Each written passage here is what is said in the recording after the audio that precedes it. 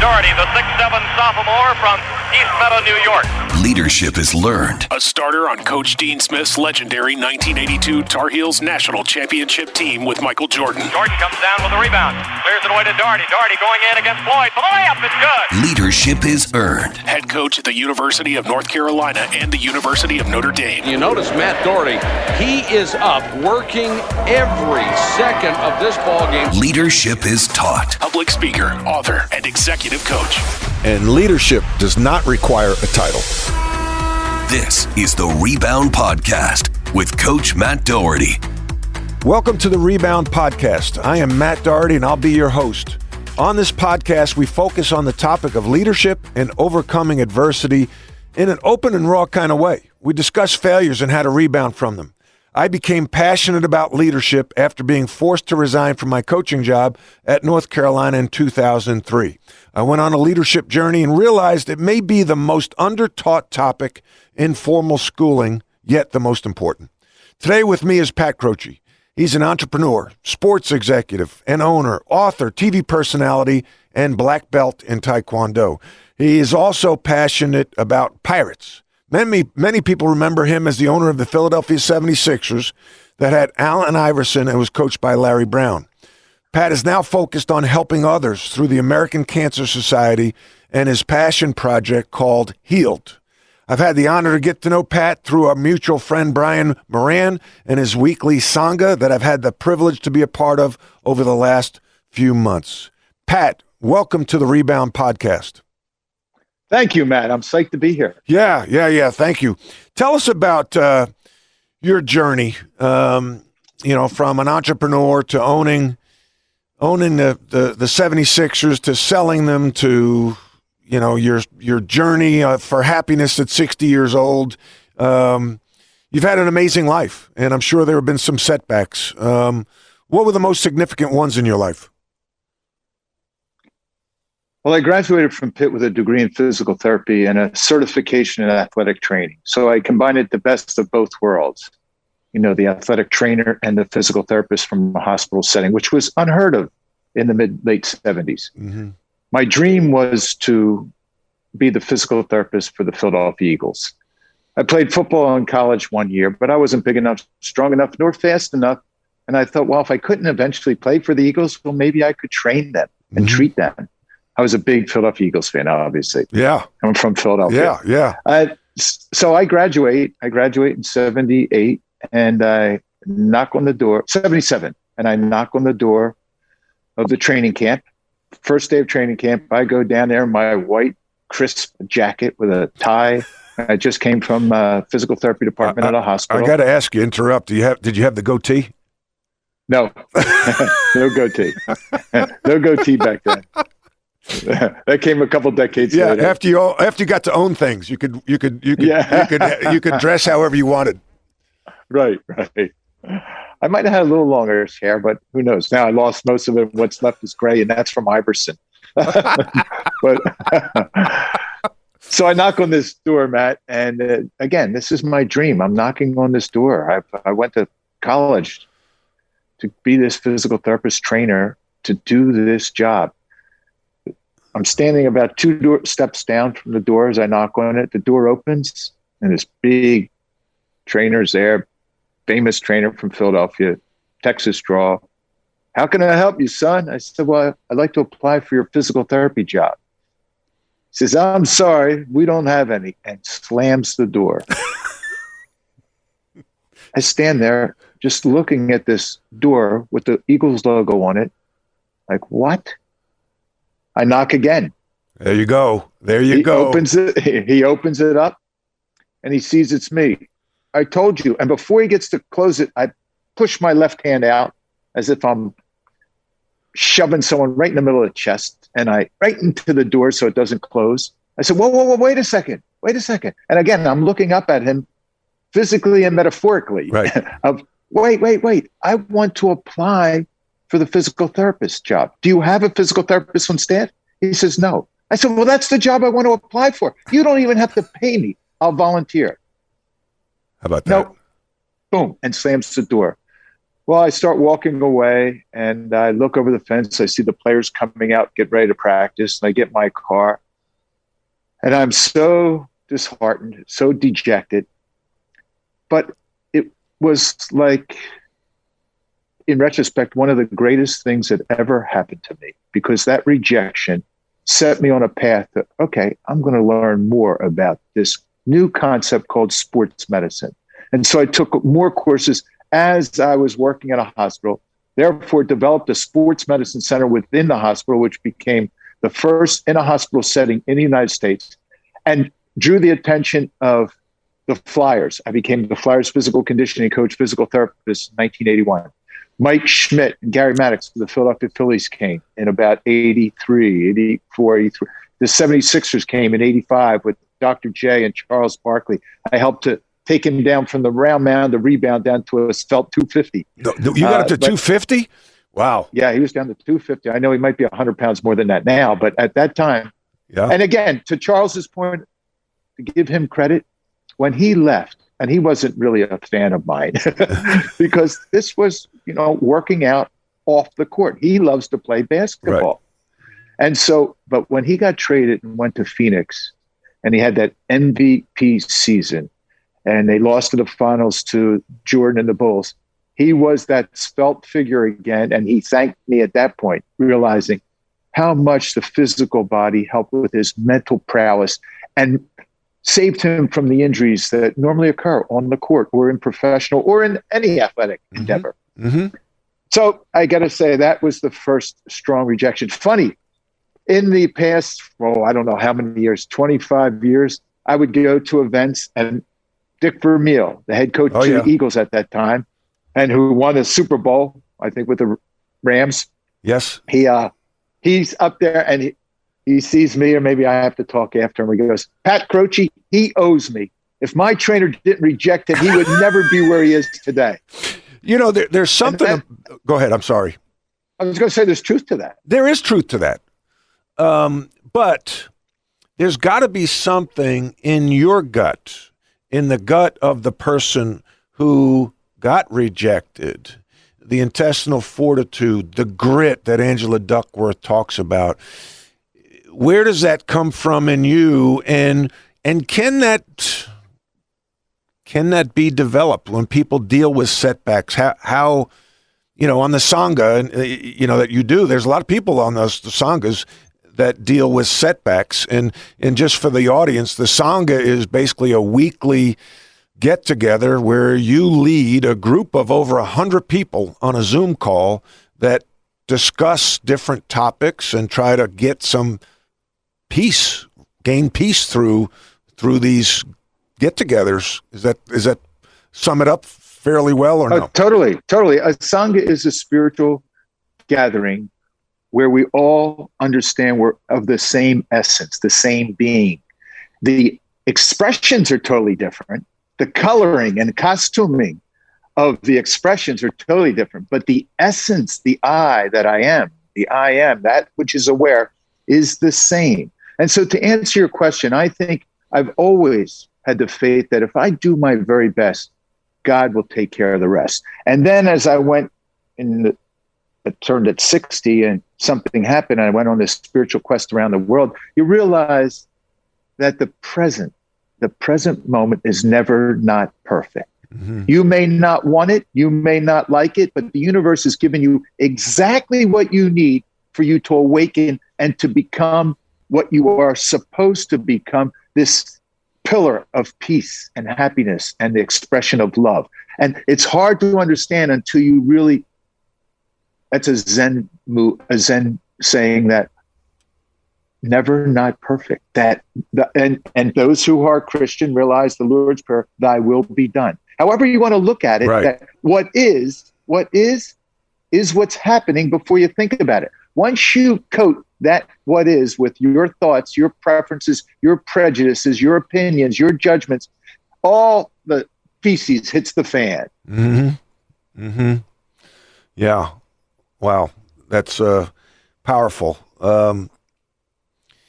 The setback you had there, it seems minor now, but when you knocked on that that door. Fast forward, what other setbacks did you face in your career that led you to have to rebound? So it's my third year as president and minority owner of the 76ers, 1999. And we're just on the rebound. The team was awful when I took it over. The team had won only 18 games out of an 82-game schedule. Luckily, I win the lottery, the NBA lottery, and we pick Allen Iverson. First year, still awful. We only win 22 games. The Philadelphia fans want to tar and feather me. I dismissed the coach and the general manager, who were both rookies as well, and it was all my mistake. A rookie president hires a rookie GM who hires a rookie coach, and the discipline and the lack of communication, and they let some of the players run over the team. And so I had to make a move, and that was really scary. Who was the GM and the coach at that time? The coach was Johnny Davis. Okay, yeah, Philadelphia Portland Trailblazers. Yes, yep. Yes, he played for Portland and an assistant for Portland. Yeah, and a great man. Yeah. But his experience was not to the level of what we needed at that time. Sure. And you talk about leadership. I mean, there was guys like Derek Coleman who were running all over, and then he's the lead role model for Allen Iverson. That's not good. That's not going to work.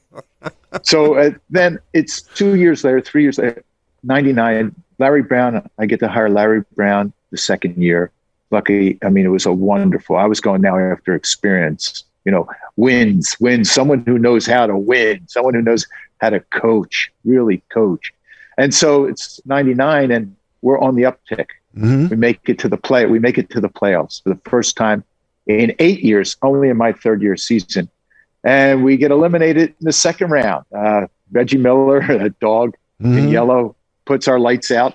And we get out, but the city of Philadelphia is on fire. They're so excited. And I'm walking on water now because now the team has been resurrected from the basement.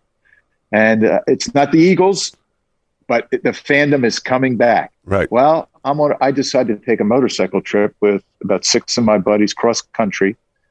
We get an hour into it, and I get run over, and I lose my foot. What? My boot. It starts to rain. I'm the lead bike, and I'm with some serious motorcycle buddies, but we brought one rookie with us. And it's raining. I pull under an overpass to put on our rain gear. And as I'm stepping off the Harley, big guys are parking behind me. One guy, the rookie who was last in line, his Harley, he wasn't used to it or something. Geez. He lost control and slid right past me. But unfortunately for me, the highway peg cut my leg off, right at the above the ankle. And so now I'm sitting in the middle of the street in the rain again, not knowing what happened. And it's wet. I'm getting wet. I don't feel anything. And I look down and my boot's off. And I pick it up and my foot's still inside. Oh, my gosh. Attached to my leg only by my Achilles tendon and some strands of denim. And so now I'm thinking, oh, no. And now these big, tough, tattooed biker friends of mine are coming over and they're passing out and getting sick. And I'm thinking, whoa. Luckily, a farmer from across the street comes running over. He must have seen it and has the downspout with him. And with this downspout, he puts my leg in, and one of my buddies, who happened to be a doctor, wraps me up. We call an ambulance. And so for the next, year, 2 years, I'm rehabilitating. And but that was a setback for someone who's as physical as me, someone who just works out as a wild banshee. And that was why I was a pretty good physical conditioning coach, because I would do everything the players did off the ice, off the court, off the playing field. But here I am now, first on axilla crutches, forearm crutches, because they took some of my shoulder and transplanted it to make a bandage over my leg. And it all worked. Now, I don't run now, but I'm an avid walker. I don't do any cutting. I can't do any cutting side to side, but I could dance if you needed to dance. And I had to stop karate after that, my martial arts, but that's okay. Oh, wow. Talk to me about, I think the mindset is so critical, and how can it be developed, or is it there? So, you had the mindset to knock on the door again when the Philadelphia Eagles closed it. You had the mindset to start the sports med business in the hospital. You had the mindset, like it's okay. It's never not perfect. How could you have that mindset when you're sitting on the side of the highway and your foot's barely attached? Well, luckily, being a physical therapist and a trainer, I know that you can make changes on the body. And I was for damn sure going to make sure that I could walk, if not run again. And that was I just tortured my orthopedic surgeons and the plastic surgeon who did the grafting. I tortured them by saying, take another x-ray. Let me know. Take another x-ray. And it wasn't for like a year until this thing healed. And I had a couple surgeries afterward. They had to put screws in, take screws out. There's still the rod in there, but it doesn't bother me at all. But to answer your question, let's go fast forward, because this may answer your question. I just turned 60 in November of 2014. It's January of 2015. And I read this article by a man named Pico Iyer. He's a travel writer, but he's into the spiritual realm as well. But I didn't know that. He had written a book on stillness. Never even knew it. But I read this article, and this one line, Matt, jumped out at me. If you want to change your life, all of our life occurs in our head. Memory, imagination, speculation, interpretation. So if you want to change your life, you best begin by changing your mind. Mm-hmm. And right there, it was that satori in Zen. It's that moment of no mind, a spark of inspiration, the Oprah's aha moment. Mm-hmm. And I went, whoa. Now, I know you can change a body. I changed bodies. I know you can change a body. I know you can change your opinion, but can you change your mind? And so I went on and I saw that he had a TED Talk on stillness. Now, me, hyperactive, why would that interest me? Is just grace beckoning me, because I have no idea. And I watched it, and it was more about meditation and being still, silent and still in the mind, as opposed to being still in the body. And that led me to a TED Talk on mindfulness. Didn't know what the word meant. This man, Andy Podicombe, an ex-Buddhist monk, for 10 minutes juggled and talked about meditation, mindfulness, just placing your attention on purpose in the present moment without judgment. And I thought, wow. And he started tickling my fancy, my interest. And he has, in retrospect, one of the greatest guided meditation apps called Headspace. You may have heard of it. Mm-hmm.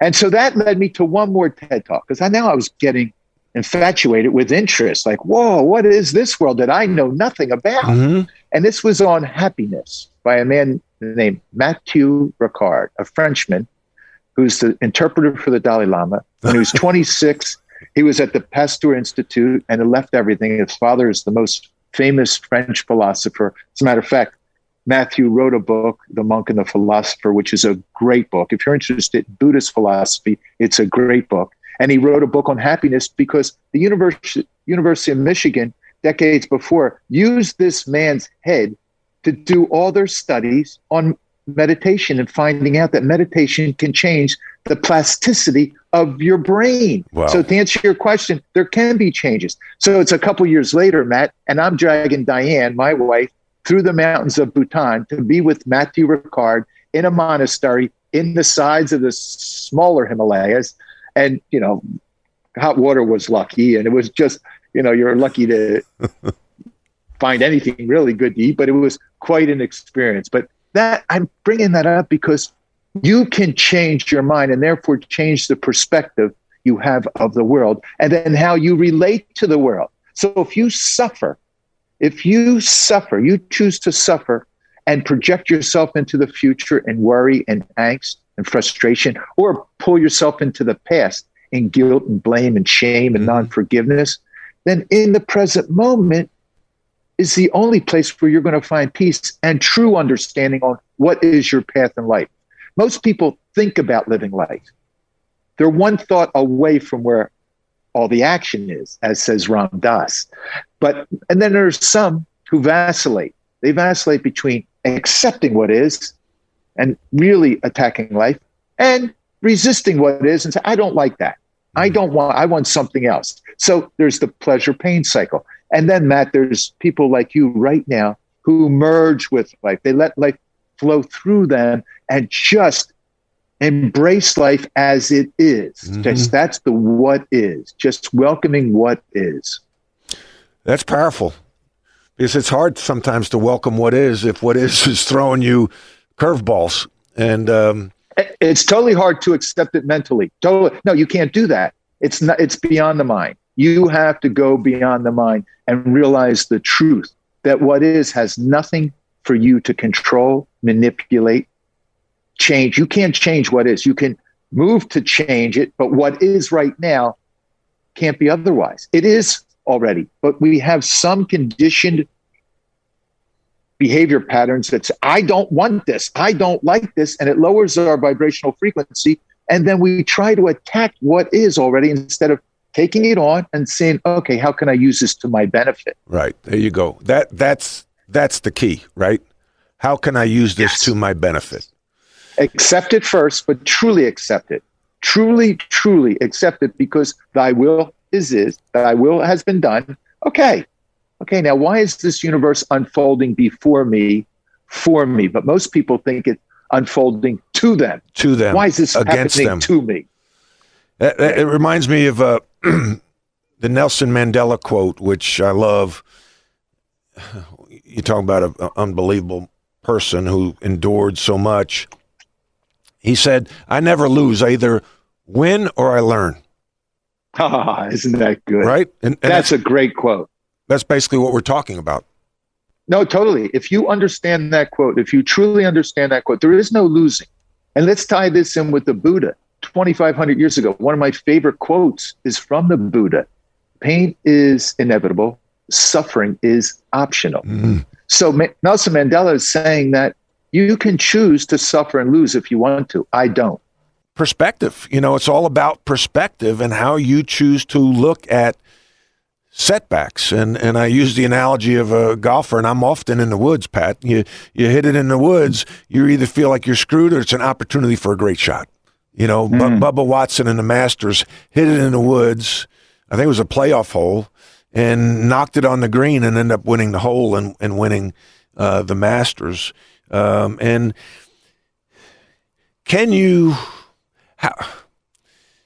when you draft players, I recruited players, and the you've hired people, and the person that is the Debbie Downer, the negative, the glass is half full. How do you coach that person? How do you manage that person? Or do you not even try to hire that person? The latter. Yeah. That's not part of my vibration. I just can't. People who feel this sense of separation, who really feel that this low vibrational frequency, they complain, they criticize, they blame, that everything is on someone else, as you call it, this low vibe. Now, I've learned, and you learn through experience, that when I first became a leader, when the me became a we, that all of those people who were my we, the team, had to be of the same sort of AAA, ambition, attitude, and assets. They had to have the ambition. I'm taking great notes during this thing, by the way. Ambition, attitude, right? Just exactly what you're talking about, right. And assets. The assets that, because it's one thing to have the right attitude and the ambition, but if you don't have the assets, the skill sets, right, it's not going to help you. Right. But if you have those AAA, if a lot of people have the assets and the ambition, but the attitude, you're talking right now about that attitude. And that, I'm telling, is a vibrational frequency. That's something all of us, as I talked earlier, one essence, multiple expressions. Each expression is a different frequency and amplitude. I look for those amplitudes and frequencies that are of the high vibrational level, because that resonates at my XM frequency. I don't want the AM frequency. Right. I don't want that. You know what? Because then it can bring you down. Then all of a sudden you're self-doubting yourself. I don't want that. I think, and can you lift someone up to a degree, Right. but they have to choose. They have to choose and recognize within themselves that the voice in the head has to be quieted before they can change. Remember that quote. If you want to change your life, you best begin by changing your mind. And if you don't recognize that voice in your head, that chattering box, and if your listeners are saying, what voice? That one. Mm-hmm. That one. That is consistently speaking in your head that you have no control over. You have to learn to allow it to talk and let it go and not listen to one frickin' word it says. Yep. Yeah. And that takes you know what it takes, practice. Pat? It takes practice. It takes practice. We're talking about practice. Now, Matt, no, I was not there. That was not my realm at that time. I'd already left, and Diane and I are watching it, and I see it on the news, and I went, someone's got to pull him off there. They can't let him rant like that. And that's not Allen Iverson. He's very quiet. He's fun like that in the locker room, but you would never see him in public. And he went off. Oh my gosh, that was epic. That is one of the all-time, like Jim Mora with the Indiana Colts, I think, Indianapolis coach. He says, playoffs? We're talking playoffs? Yeah. Oh, yeah. I love the AAA. I'm going to steal that from you, by the way. You know, all great coaches steal from others, and that's the highest form of flattery. It brings me to two couple things. One, we're all impacted by two things, right? The people we meet in the books we read. And I encourage everybody to be a lifelong learner. I never heard that term till I went and studied after I got let go at North Carolina. I took a leadership class at Wharton, right? Okay, stop. So what made you take that class?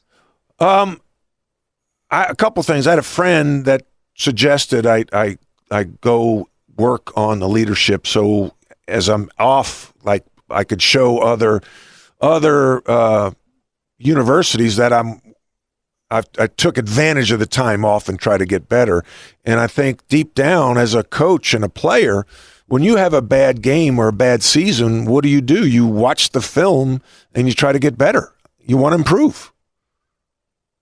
So you allowed your ego to dissolve just in that instant to say yes and accept this challenge to go learn more about leadership. Yeah. I wanted to get better. That's wonderful. Why I was being accused publicly. They questioned my leadership. They said I wasn't a good leader. I'm like, okay, well, I'm gonna figure out, can you learn to be a good leader, or are you born, right? That's the question. Are you born that way, or you can develop it? And I'm sitting in a class taught by Fran Johnston and Mike Useem's course at Wharton, and I love Mike. I just love learning. I love Wharton. My brother went there, and Fran Johnston's teaching out of the book Primal Leadership: The Art of Emotional Intelligence by Dan Goleman, and she's talking about emotional intelligence in 2003. I'm like, it's kind of like when you were, learned about mindfulness. I'm like, I never heard of emotional intelligence. And as she's talking, I'm like, oh my gosh, if I would have taken this class before I was a head coach, I might still be the head coach. And in that book, it said leadership is a learned behavior. And Pat, that's the most exciting thing I've ever read in my life. Mm. You can learn to be a better leader. But like you said earlier, you've got to want it. You've got to recognize and have that mindset of learning and growth. And I was so fired up. And that's why in my book, I say rebound from pain to passion. The pain of losing my job, being accused of being a bad leader, to leadership becoming my passion, and then going on this journey and now being an executive coach and writing a book and having this podcast. It's powerful. It's exciting. And that's truly transmuting metal into gold. You took this supposed illusory loss and created this entire different outcome. That's what most people don't do. Well, you did it when you knocked on the door. They wallow in the loss. Yeah, you did it when you knocked on the door. the second time. And then you said, all right, basically screw you. I'm going to start. I'll show you. But that's the, is it the Philly competitiveness? Is it your family competitiveness? Where does that come from? A lot of people don't have that. And sometimes I tell people, like, you can kind of fake it. Like, just fake it. Like, the old saying, fake it till you make it. Like, what are you going to do? Like, what are your options? Are you going to quit, or are you going to figure it out? And don't let somebody else define you. Robin Roberts has a great quote that I use often now. Make your mess your message. So my mess of losing my job, the leadership, turns into my message. Beautiful. Yeah. No. It's interesting stuff. Who are the biggest influencers in your life and career?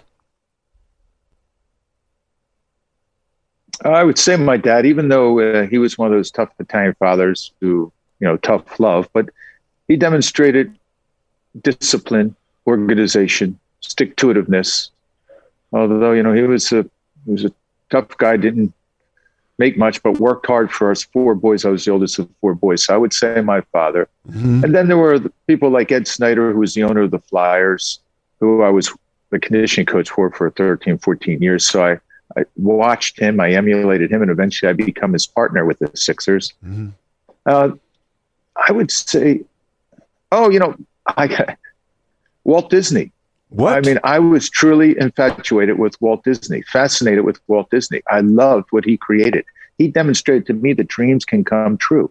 And so I read everything there was about the Magic Castle and Disney and, just the rejections that he had and continuing to work toward his passion, not just to make money, but toward his passion. So, Lee Iacocca, when he did the Mustang and then created the Chrysler brand to what it was at the time. Ray Kroc with McDonald's, how he took something people were casting away and made it into something that's ubiquitous for hamburgers. I mean, just little snippets. I loved biographies, and I would if I could get 3 nuggets out of every biography and put them in my own notebook, right? My own folder, then wow. I mean, then I cut the learning curve, right? Right. Why? You're cheating. You're cheating on the test. You got the answers. Yeah, that's great. Yeah. But you said something. Not that we ever did that. Not that we ever did that.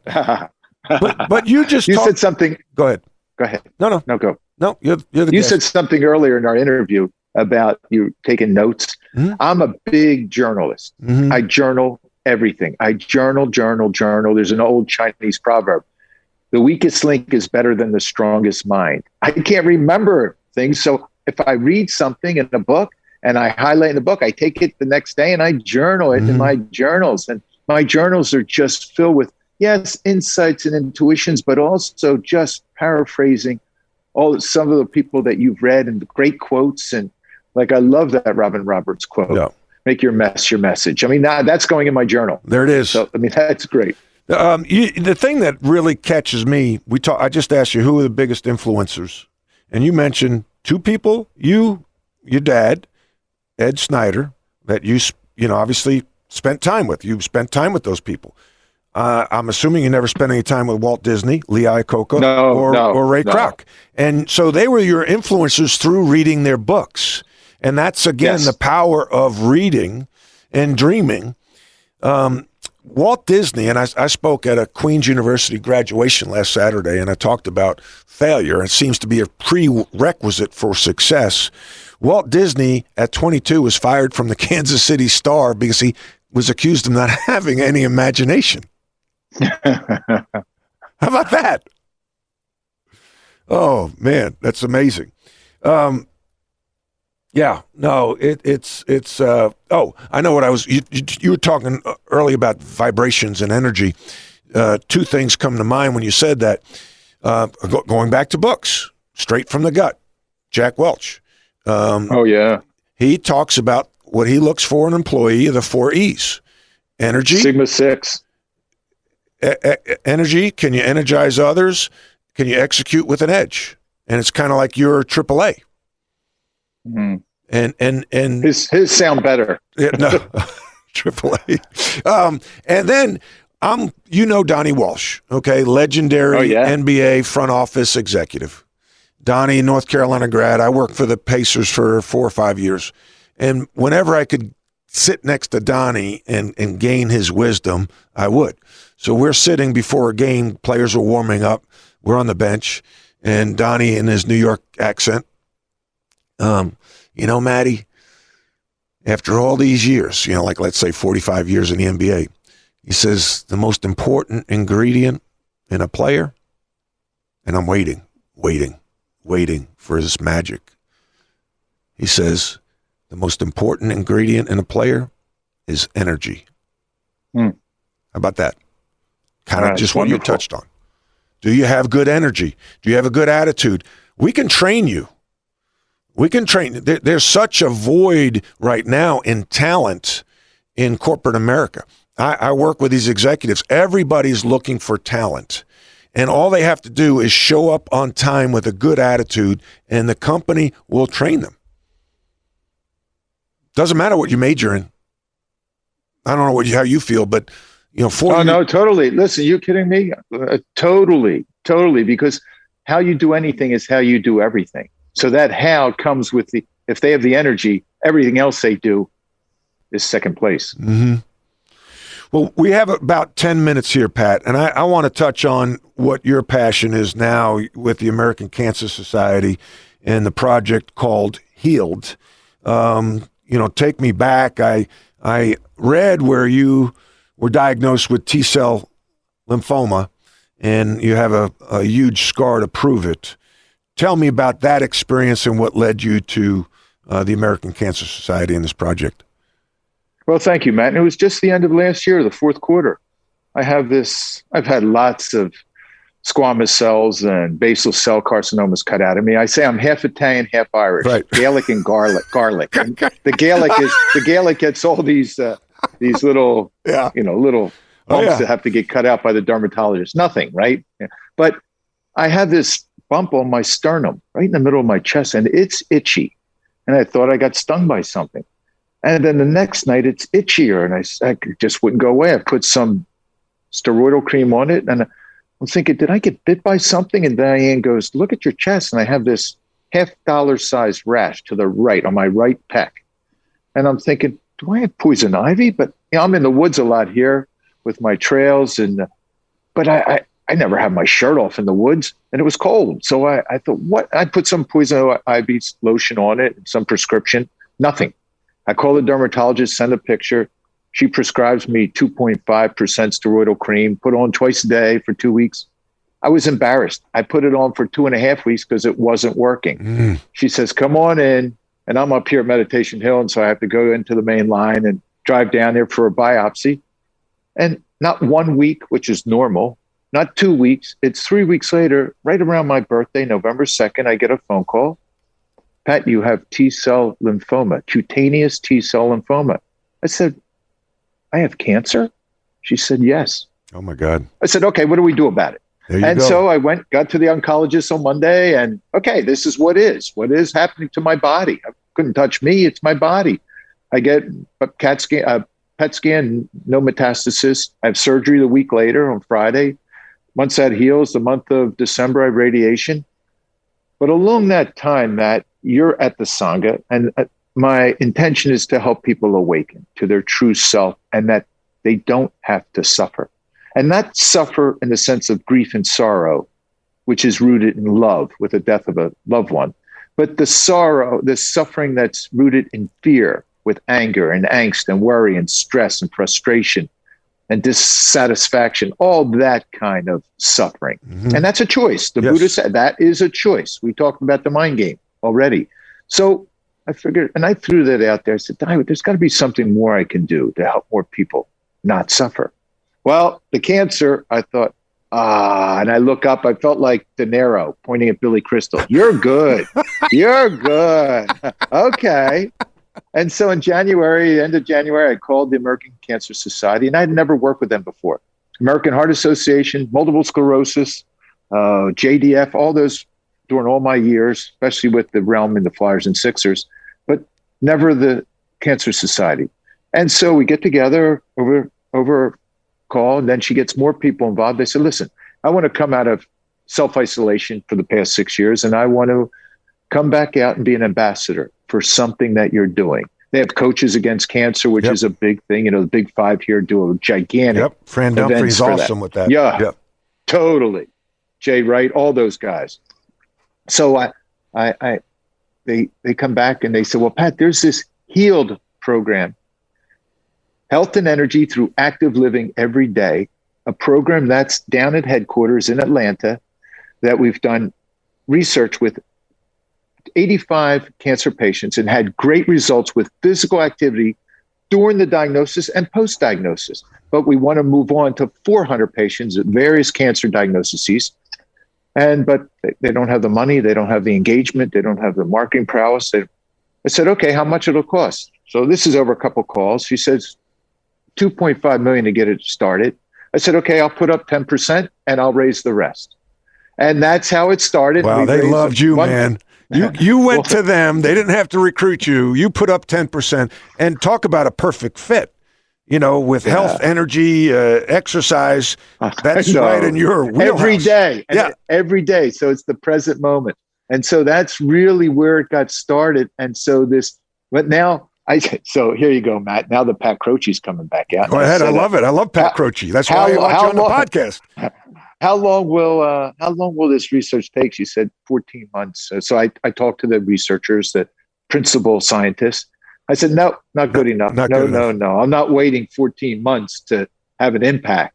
I said, nope, we're going to do something with the community ASAP. So over the course of these past 2 months, February, March and April, as of May 5th, Cinco de Mayo, we launched the American Cancer Society's HEALED community gathering. Wow. And we had 136 people in through Zoom. Michael Jack Schmidt, famous Philadelphia Philly, third was baseman. Love him. Discussing his experience with melanoma where it metastasized to his brain. He was just wonderful. I had the premier scientist on from the ACS. It was just an unbelievable community session, something like our Sangha, Matt, but more into the physicality, a little spirituality, because I was bringing everyone back into the present moment. Because ACS HEALED, all of your listeners, if they want to go to and hear anything more about it, acshealed.com, and you'll get for a minimum donation, $25, or if you can't afford that, put in whatever you can, and you'll get this bracelet that we all wear. It's a black lava bee bracelet with one green bee, that unity. We're all in this together, that essence of our beingness. All of us are in this together. So that is really, it's a movement. And now we're going to just drop the pebble in the pond, and the ripples will continue to flow into waves and hopefully a tsunami across this great country of ours, so that everyone is wearing this bracelet and everyone is aware that you have the ability to live a healthier life in the present moment. Not to think about it, like we talked about earlier, but to do it now. I love it. Tsunami Pat Croce. I tell you what, the energy, your vision, your energy, your passion, people lean into that. And that's why you're a hell of a leader. And I'm just so thankful to get to know you and have you on this call and get to know Diane and everybody else on Sangha. I really appreciate you sharing, Pat. We could go on and on. Leadership is a learned behavior. You're a leader, whether you're a parent, a coach, a business owner, or a friend. We all lead in some way, shape, or form. Thanks for listening. I welcome any and all feedback. You can reach me on Twitter. My handle is @DohertyMatt.